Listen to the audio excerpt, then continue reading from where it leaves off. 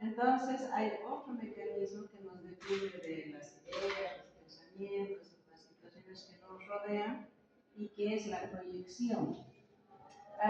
La proyección consiste en atribuir a otros motivaciones inaceptables para el yo de uno, ¿no? Generalmente les decía que es relación a los impulsos, lo que sucede en mecanismos de defensa. La sexualidad y la agresividad es lo que más conflictos nos causa a las personas, ¿no es cierto? Actualmente la agresividad creo que es más fuerte que la sexualidad. La sexualidad ahora está menos censurada, es más libre, etc., ¿no? En cambio, la agresividad está cada vez más condenada, ¿cierto? No se puede hacer ni expresiones insultativas, nada. Entonces, a través de la historia, de los tiempos, algunas cosas van cambiando, ¿no? En importancia, etc. Muy bien, entonces, quizás un ejemplo de proyección es cuando alguien viene con algo que a mí me gusta mucho, por ejemplo, ¿no? Interiormente voy a sentir envidia, rabia quizás, ¿no? De que alguien posee algo que yo no poseo. Pero eso es intolerable dentro de los códigos morales. Ya hemos dicho que el superior siempre está comandando nuestras acciones, ¿no es cierto?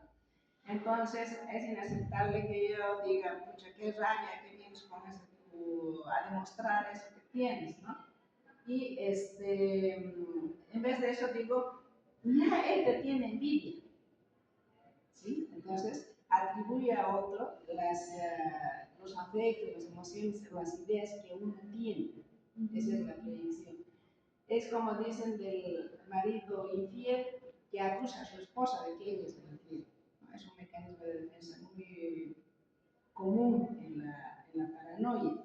Entonces dice, yo no soy infiel, tú eres infiel. ¿Cierto? Entonces, ese es un mecanismo que nos libera momentáneamente de la angustia, ¿no? De sentir un sentimiento que no es aceptado por la sociedad. Otro mecanismo de defensa es la fijación y la regresión. Han visto que en las etapas del ciclo vital, en lo que vamos creciendo, las emociones son incontrolables, salen genuinamente, ¿cierto? Si a un niño le dan su juguete, llora, zapatea, grita, ¿sí? Pero a medida que vamos creciendo, van conteniendo esas emociones, ¿no? Si gritas, no hay helado, o si gritas, te pasa esto. Entonces, vamos como subiendo de nivel, madurando en la personalidad. Pero muchas veces nos quedamos a este nivel, ¿sí? Las causas pueden ser orgánicas o pueden ser también psicológicas, como mecanismo de defensa ante no poder adaptarnos dentro de una situación. Ustedes conocen como algo de, es muy mimado, por eso se porta así, por eso no tolera las frustraciones, pues entonces se pone a gritar, a hacer espectáculo, a hacer shows, aunque debe otro mecanismo más. Pero eso es, digamos, si no avanza su actitud de acuerdo a su edad, se llama fijación. Si esa persona a los 15, 20 años tiene la misma conducta que cuando era niño, que llora y zapatea si no le dan algo, se llama fijación. ¿Sí? Ahora, puede ser también que uno evolucione, ya sea la persona madura y todo, pero ante un conflicto muy grande puede volver a adoptar ese mecanismo de defensa, ¿no? Puede volver a portarse como un niño, pero es momentáneamente, después vuelve a ser como siempre. Entonces hay una fijación y regresión en esos comportamientos, ¿no? Ya establecidos. Normalmente se debería abandonar algunos comportamientos y se va avanzando en complejidad, ¿no? Pero otros se puede dejar esos comportamientos que ya hemos aprendido, como estamos diciendo en la regresión. ¿Sí? De todos modos, no son adecuados en el presente. Si alguno de ustedes llora o yo lloro y se patea aquí, no es adecuado, ¿cierto? Si se me pasa, entonces ha sido solamente una regresión momentánea. Siguiente. Ahí está.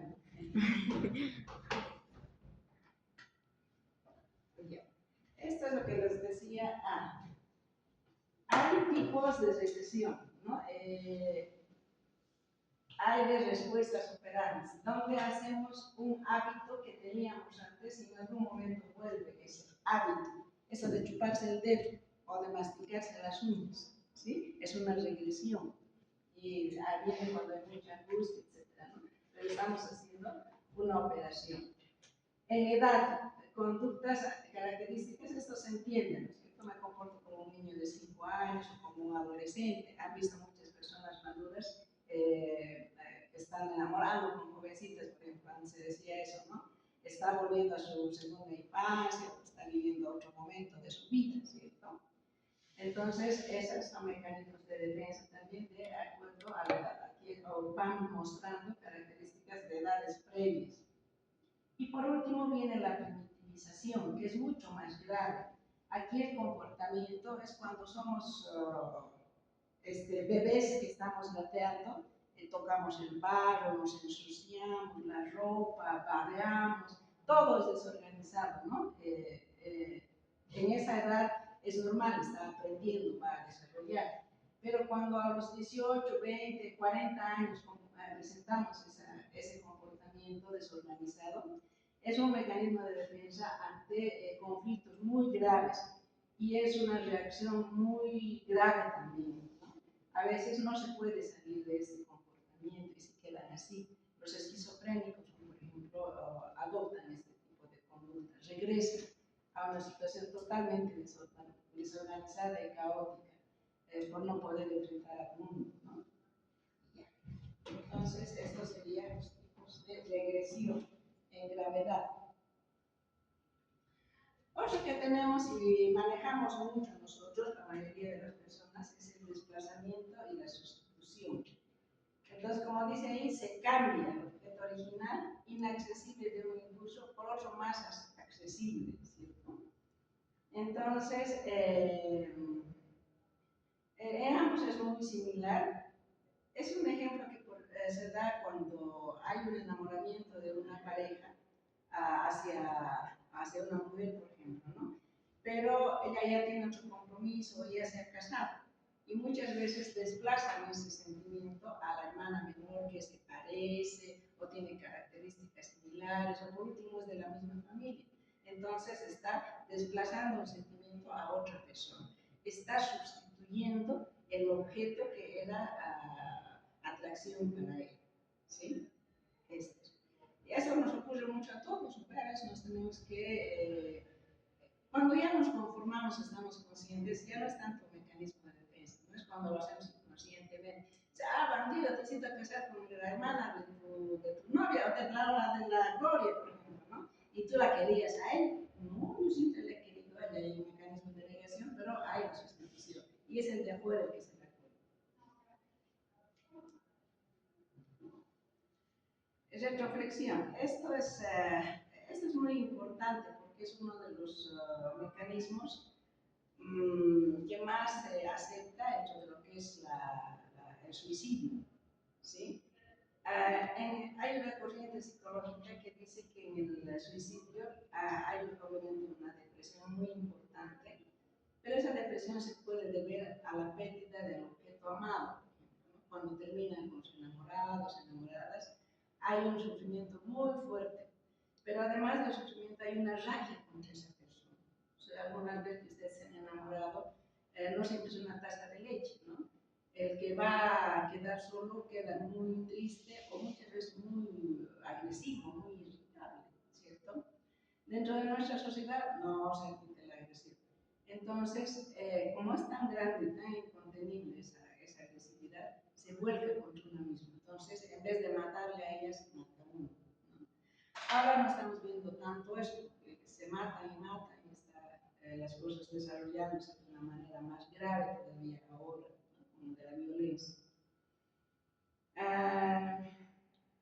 ¿Y por qué hacemos esto? La agresividad está condenada por la sociedad, no podemos expresar agresividad, ¿no? Entonces la volvemos contra nosotros.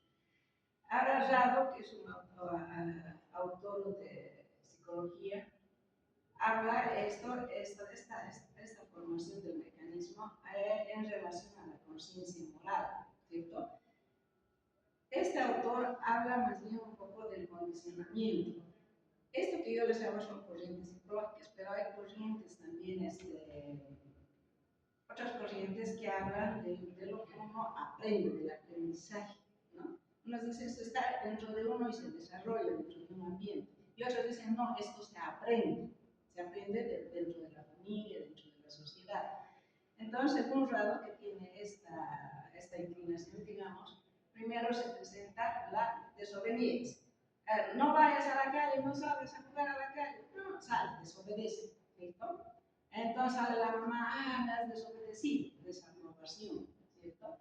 ¿Qué sienten ustedes cuando sus papás o sus amigos les cuestionan, no les cuestionan, más sino que les reprochan algo? Algo adentro duele, ¿no? Voy a perder un amigo, mi mamá se va a enojar, mi papá se va a enojar, etc., ¿no? Entonces hay un miedo a perder la relación, ¿sí? Cuando hay un afecto importante. Entonces tiene desobediencia, desaparición, miedo en ese orden. Y si la figura que está en relación con nosotros, a la que hemos faltado, nos puede castigar, si tiene mayor autoridad, nuestros papás nos pueden castigar, a alguna persona conocida nos puede castigar, si la enamorada se enoja, nos puede castigar, ¿no? Entonces, cuando no hay esta figura, a veces suele no pasar. Uno comete una desobediencia, hace algo inadecuado, y no hay esta figura que en la niñez se va formando, la autoridad que te puede castigar a uno. Entonces, uno ha aprendido a través de la edad que a determinada secuencia de acciones tiene una reacción, ¿cierto? ¿Cuántos de ustedes han aprendido a no sacar algo del refrigerador en determinadas circunstancias? Hay una prohibición, no vas a sacar esto, o es la comida de tu hermano, o esto es para el domingo, o este es un pastel, hay que comer en determinado momento, ¿cierto? Pero ahora ya somos grandes, ¿no? Nadie nos puede castigar, digamos, realmente, ¿cierto? Hoy ya vivimos solos, pero seguimos manteniendo esa conducta. Y es porque interiormente ya hemos interiorizado esta situación y nosotros mismos nos hacemos el reproche, ¿no? Nuestro superior es el que nos reprocha y nos hace sentir pena, culpa, ¿sí? Y al final nosotros mismos nos castigamos y hay una autoagresión. Al autoagredirse muchas personas encuentran que han sido castigados y que a ese castigo, ¿qué pasa cuando les castigan? Pasa toda la broma, sea buena, ¿no es cierto? Con los padres, otra vez una, otra vez no. Pero generalmente sucede eso dentro de un ámbito familiar. Y uno relaciona esa secuencia. Entonces, cuando uno se autocastiga, está buscando también una reconciliación con su yo interno. ¿Sí? No sé si se entiende. Pero estas son cosas psicológicas que se dan y van a ver mucho en situaciones de depresión, sobre todo en depresión van a tener toda esta secuencia si buscan, ¿no? Por eso preguntamos hasta en la niñez cómo ha sido, qué le han hecho, cómo lo han educado, ¿sí? Y ahí van a encontrar personas que han sido castigadas, muy severas, muy estrictas en su niñez, tienden a portarse así consigo mismos cuando son adultos y se autocastigan ellos, como en la depresión, por ejemplo. Entonces, al agredirse, encuentran una reconciliación interna y esto mejora su autoestima. Al autoagredirse, mejora su autoestima. He sido perdonado, o sea, yo mismo me he castigado y he conseguido el perdón. Bien. Otros mecanismos más o menos similares son la anulación, la expiación y la restitución. Con estos actos, con estos mecanismos, contrarrestamos los efectos de una acción inaceptable. ¿Qué hacemos cuando golpeamos en medio de una agresión, golpeamos a alguien y lo veamos sangrar? Ese rato sentimos pena, ¿no es cierto? Y pedimos disculpas, le estamos limpiando, o le decimos vamos al doctor, le voy a pagar la consulta, ¿cierto? Entonces, en eso estamos haciendo, queremos anular un acto que hemos hecho, queremos expiar al pedir disculpas y queremos restituir su salud al llevarlo al médico. Fíjense cómo los tres se están presentando en un evento dado, ¿sí? Y ya, entonces reparamos el daño, nos autocastigamos para evitar la culpa y devolvemos lo que hemos quitado, ¿no es cierto?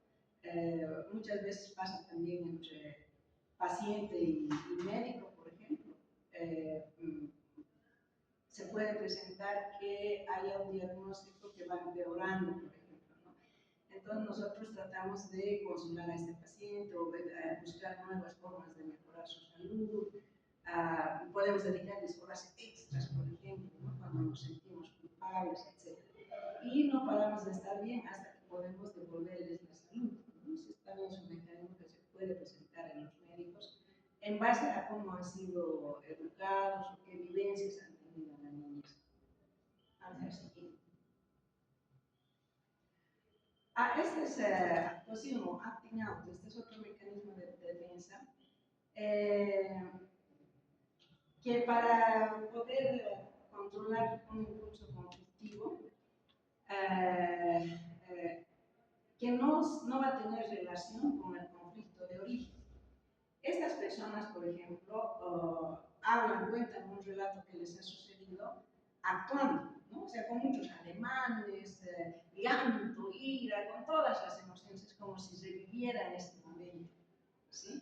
Entonces, pero no está en relación a lo que les ha causado eso. Por ejemplo, han debido ver algunos casos donde entran a urgencias alguien que está totalmente así gritando, jalándose sus cabellos, desnudándose, etc. Y dicen es un HI. Uno no sé, la familia dice, estábamos charlando y el marido ha hecho alusión a una cosa un poco desagradable, pero nada más, no tiene nada que ver con lo que ella está haciendo, ¿no? Las actitudes sexuales tiene, ¿sí? A veces algunos pequeños eventos desencadenan experiencias que han tenido en la niñez, ¿no? De comportamiento, de desencadenamiento de algunas situaciones. Entonces, en este acting out, están realmente reviviendo una situación muy antigua, ¿no? Por un desencadenante muy pequeño, muy leve, que a veces no se relaciona con lo que está pasando. Bien, hay otro que es el escape y la evitación. Esto hacemos muchas veces, ¿no? Ay, no puedo ir hoy día porque se me ha presentado una situación. Estamos evitando cumplir con algún compromiso, ¿no? Pero esto generalmente es inconsciente. Hay una reunión de amigos, ¿quiénes van a ir a casa? Ay, está bien, voy a ir. Y de repente, ay, ya se me ha hecho tarde, no voy a poder ir. Es una cosa inconsciente que viene de uno, ¿sí? Y probablemente porque alguien de ese grupo ha tenido conflicto con esta persona, ¿no? Entonces aquí viene el escape, no afronta la situación, pero sigue siendo de manera inconsciente, ¿sí? Ese es el escape. La habitación es también lo mismo, ¿no? Uno va viendo situaciones que le causan angustia y las evita. Por ejemplo, el enfrentarse a un perro, que es un ejemplo muy común, digamos, ¿no? Ahí viene además acompañado de una fobia porque la persona sabe que le tiene miedo al perro, que no quiere enfrentarse al perro. Es un miedo, no es un conflicto. En cambio, en la habitación viene el conflicto. No quiero ir a determinada situación porque interiormente me recuerda una situación muy similar de mi niñez donde he sido ultrajado, maltratado, etc. Y obviamente la persona no está consciente de eso. Llega a la consulta diciendo, no sé por qué no quiero ir con mi médico, ¿no? Estoy enfermo, es el mejor médico, ya he pagado mi consulta y todo, pero siempre algo pasa que no puedo ir, ¿no? Entonces es algo inconsciente que seguramente relaciona a la figura del doctor con alguna figura de autoridad que le ha causado algún trauma antes. ¿Sí? Eso es. Bien, entonces no se exponen a eventos que producen angustia. Dilación o postergación. Esto yo creo que conocemos bastante, ¿no? Mañana haré, pasado haré, pero ya me has dicho 20 veces. 20 veces ya es. No tenemos conciencia de eso. Entonces eso es muy común ver entre nosotros este tipo de mecanismos de defensa. La formación reactiva. Esto es bien interesante porque podemos ver muchas veces entre los pacientes muy melosos, cariñosos, que lo quieren asfixiar a uno, ¿no? Pero pasa un poquito algo y están hablando mal de uno, ¿sí? Entonces puede ser que ese paciente haya tenido una experiencia previa con alguna figura de autoridad, pero que no puede expresar rabia, por decir con su papá, ¿no? Le ha pegado una rabia infinita, etcétera, o ha sido muy violento. El papá tiene mucha rabia a las figuras de autoridad. pero no puede expresar rabia, está condenado por la sociedad, no puede expresar rabia. Entonces, hacen lo contrario y se vuelven cariñosos, dicen papito, etc. ¿no? Lo mismo pasa con el doctor, son bien obsequiosos, pegajosos, y en el fondo uno siente que no lo quiere mucho ese paciente. ¿Y por qué me quiere si yo siempre estoy con él? Más bien uno se cuestiona, ¿no? Pero el paciente no es consciente de esa situación, es que se ha dado durante su formación, ¿no? Entonces es la formación reactiva, expresar un sentimiento desagradable en su contrario. Bien, otro. Estos son más adaptativos, ya los hemos visto un poco en los modelos de salud, hemos hablado de la sublimación, ¿no? Que es el impulso que se transforma en una actividad socialmente aceptable. Hemos hablado del arte, sobre todo, ¿no? Como en la antigüedad los desnudos no estaban admitidos, pero sí eran admirados cuando eran en una estatua, en una pintura, etc. ¿no? Les comenté, creo que, por ejemplo, en la actualidad se dice que los cirujanos subliman sus ideas de acuchillar a alguien haciendo cirugías. Es un chiste también, pero puede ser, ¿no? Pero a eso se refiere, que hacemos cosas que desvirtúen una mala acción. El humor jocoso ya sabe, ¿no? Hacer una broma que baje la tensión en un determinado momento, ¿sí? Siguiente. La negación. Este es el mecanismo más básico que tenemos de defensa, de mecanismo de defensa. Esto quiere negar que está existiendo algo que nos lastima. ¿No? Como les decía, no, mi mamá no ha muerto, o no, no me han robado, o no, ella no me quiere, etc. ¿no? O por ejemplo, si se aplaza, no, no me ha aplazado porque no sabía, entonces por eso me han hecho otros mecanismos de defensa, ¿cierto? Los demás pueden darse cuenta, como les decía, pero uno mismo no. ¿Sí? Entonces, ese es un mecanismo de defensa también. La racionalización. Hay una explicación aceptable de impulsos inaceptables. Uy, tus ojos se han ido detrás de esa chica.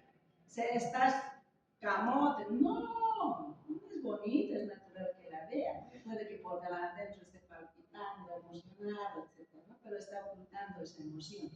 Y racionalizando, ¿no? Dándole una explicación aceptable de la situación. El otro es el aislamiento emocional. Esto, lo que les decía también, cuando en un duelo una persona no muestra ningún sentimiento, o cuando a una persona le deja a otra y no reacciona, ¿no? No te importaba tal persona, se ha ido. Sí, me voy a sentir solo, dice como una racionalización, pero no muestra pena, no muestra aflicción, nada de eso, ¿no? Para no sentirse dolido. Muchos de nosotros hacemos eso, ¿cierto? No me importa, no siento, y realmente no siento, pero en algún momento se abre alguna rejita ahí adentro y ¡pam! Uno se pone a llorar, ¿sí? Y ya, entonces el componente afectivo se separa de la experiencia. Intelectualización. Este es un grado de racionalización, pero mucho más elucubrado, ¿no es cierto? En vez de decir, mire, usted tiene cáncer y bueno, su vida va a ser muy corta, uno dice, ¿sabe qué? En la formación de los tejidos del hígado surge una reproducción incontrolada de las muchas células y eso abarca grandes campos dentro de su organismo. Esa enfermedad tiene. ¿No es cierto? Intelectualiza. Y el paciente no está entendiendo al final la gravedad de su situación y de lo que puede pasar. Es otro mecanismo de defensa que tienen muchas personas todavía, los médicos, profesionales también, ¿no? La disociación. En esto, una persona que tiene mucha angustia, muchos conflictos, de repente se separa su personalidad y actúa como si no estuviera sintiendo lo que siente, ¿no? Dice, no sé, están pasando cosas, pero no siento nada, ¿no? Esa es la despersonalización. O de otra manera dice, estoy aquí y veo pasar a la gente y la gente está totalmente que no lo siente, ¿no? No refleja acciones ni nada, se está caminando y es un accidente terrible, ¿no? Y yo veo a la gente como que si no se movilizara. Y otro puede decir, pues si están corriendo, están gritando, están llorando, ¿no? Son fenómenos que nos defienden de lo que nos está pasando a nuestro alrededor. No siento y no veo que los otros sientan tampoco, ¿sí? Eso es. Dentro de estos también está la amnesia, que es muy frecuente. Estos que tienen que tener mucho cuidado. Hay una amnesia que es por causa de conflictos psicológicos y hay otra amnesia que es por un problema de, nervioso o de áreas cerebrales, ¿no es cierto? En la amnesia de origen psicológico siempre va a haber una situación emocional que precede esa amnesia, ¿no? Mi hija no se acuerda que es casada y días o semanas antes había tenido una pelea fuerte con el esposo arreglaba sus maletas y la estaba dejando. Y al día siguiente le ha amanecido como si fuera mi hija, ¿no?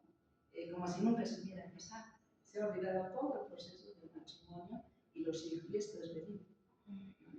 Entonces, pues pero en esto hay que hacer electrosonografías, todo para descartar que haya realmente un problema orgánico, ¿no? Y obviamente la asociación a un conflicto cercano. Siguiente. Esta es la fantasía, esto es algo que todos tenemos y está bien. Está bien hasta una determinada parte de nuestra vida o frente a una situación hasta un determinado momento, ¿no? Por ejemplo, en el primer baile o 15 años, soñamos que vamos a ser la reina de la fiesta, que vamos a estar muy lindas, nuestro traje va a ser el mejor traje, etcétera, ¿sí? Entonces, estamos fantaseando, pero puede que la realidad sea dura, ¿no? Y de repente no tenemos el mejor traje, nada, nos quedamos muy frustrados. Otra cosa puede ser que nunca haya la fiesta y que uno en su vida personal sigue recordando que ha tenido una fiesta, que tiene una fiesta y que vive en ese mundo, ¿cierto? Es como si ustedes fantasean con ser los mejores médicos, ¿no? Pero no hacen cosas objetivas por ser los mejores médicos, o por hacer su mejor fiesta, o por hacer su mejor eso, lo que se queda en la mente y en la fantasía. Por eso en la fantasía hay diferentes tipos de fantasía. Los niños, por ejemplo, tienen fantasía, pero en base a esa fantasía aprende, juega y diferencia la realidad de lo fantasioso. Hay la fantasía planeadora, voy a ser médico, tengo que estudiar, ¿no?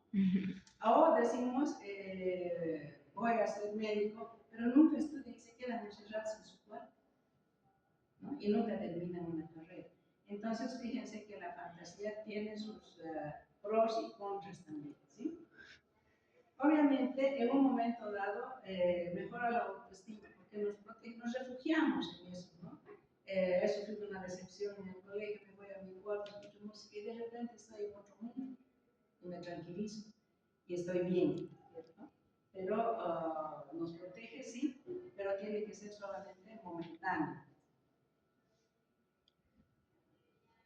Esta es rendición altruista, y redención. Rendición altruista. Hemos hablado del altruismo como esta actitud generosa de las personas hacia sus, a la sociedad, ¿cierto? Podemos dar parte de nuestros bienes, de nuestro tiempo, etcétera, ¿no? En cambio, en la rendición altruística nos despojamos totalmente de todo lo que tenemos para favorecer al prójimo. Y en eso ya interviene un mecanismo de culpa. He hecho daño y tengo que justificar todo esto para que sea perdonado en el futuro, ¿no? A muchos curas hacen estas religiones altruísticas, se golpean, se flagelan, hacen ayunos, etc., ¿no? Pero no es de lo más adaptativo, digamos, ¿sí? Bien, después tenemos la conversión. Un conflicto se transforma en síntoma que afecta a los sistemas sensoriales o motores. Esto creo que hemos estado alguna vez en contacto, ustedes van a estar también en estudiantes. Va a haber pacientes que han recorrido todos los consultorios y no les han encontrado nada, pero sienten que se están paralizando o que se están quedando ciegos y no hay causa para eso, ¿cierto? Entonces es cuando la persona no puede experimentar o transparentar sus sentimientos y salen de sí de otra forma, ¿no? Por decir, si quiere ver relaciones sexuales, desde la relación sexual, pero se queda así. Es un mecanismo de defensa. No puedo ver nada, entonces no voy a pecar. Ese es el simbolismo, ¿cierto?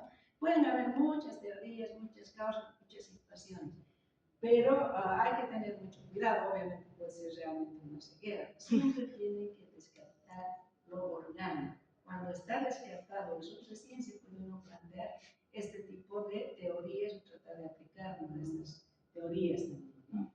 Ya. Pero hay casos de que se quedan ciegos, se quedan paralíticos, ¿sí? De que pierden la sensibilidad, etc. Lo que yo más he visto es que empiezan a tener adormecimientos, parestesias, debilitamiento, y no hay causa para eso. Y cuando se investiga más, hay un trastorno depresivo o ansioso y se mejora eso, paulatinamente mejora, ¿no? O si alguna persona ha tenido un momento emocional muy duro y de repente no habla y le da un antipsicótico o un sedante, vuelve a hablar, no ha sido neurológico.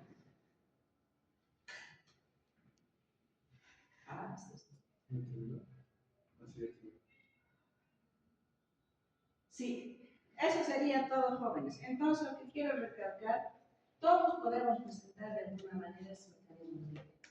No sabemos porque realmente no nos damos cuenta, ya no es que un psicólogo nos vaya pautando, es que podemos cerciorarnos de esta situación, ¿no? Pero lo mismo que nos pasa a nosotros, les pasa a nuestros pacientes, y eso tienen que tener en cuenta, ¿no? Si una persona está muy seductora como ustedes, muy actuadora, piensen que está planteándose con sus mecanismos de defensa, ¿no? Que puede ser que seducir a una persona, pero es porque ella misma tiene conflictos, ¿no? No es porque quiera algo con nosotros o que nos quiera involucrar en algo indebido, nada de eso, ¿no? Pero ustedes tienen que mantener la cordura, digamos, ¿no? O en la conciencia estos elementos que pueden estar pasando a esa persona. Y para eso tienen que averiguar toda su vida, ¿no? A ver, usted se angustia mucho en algunos momentos, cómo ha sido su vida previa, qué experiencias duras ha tenido. Algunos recuerdan y pueden verbalizar, otros no, y son sus familiares. No, lo que pasa es que de niña ha tenido un abuso, el vecino se entraba, ¿sí? Entonces, se dice que muchas de las personas violentadas sexualmente tienen actitudes muy histriónicas ya en su madurez, ¿cierto? Yo he tenido una paciente que se deprimía mucho porque había hecho mucho esfuerzo para que su hija sea justamente médico y se especializara a México. Y volvió y vivió una vida muy visitada, de varias relaciones de pareja y todo eso, ¿no? Entonces la mamá se molestó mucho, la trató como si fuera una cualquiera, y ella le gritó, pero tú tienes la culpa, porque la señora se había casado en segundas instancias y el padrastro la había violado, y ella nunca.